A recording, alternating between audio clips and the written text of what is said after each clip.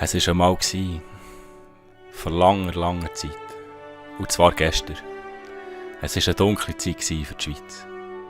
Obschon die Schweizer können fremdsprachige Let's Plays schauen, fehlt ihnen ein guter Schweizer Let's Player, der Videos auf Schweizerdeutsch macht.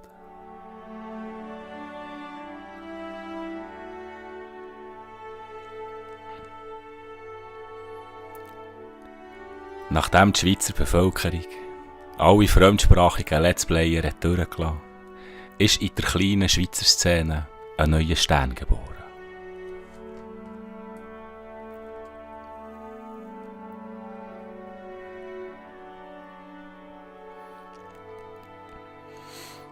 Er nennt sich Anulu und ist nur von einem Gedanken besessen: die Schweizer YouTube-Zuschauer aufzuspüren und sie mit guten Game-Videos zu unterhalten.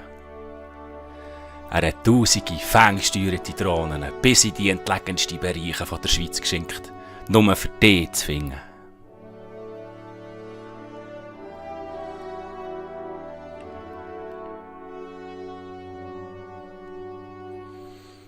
Jetzt hat der Anulu die endlich gefunden.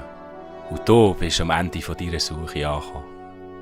Endlich fertig, langweilige, fremdsprachige Let's Plays. Viel Spass mit Anulus schweizerdeutschen Gameplays und herzlich willkommen auf meinem Kanal.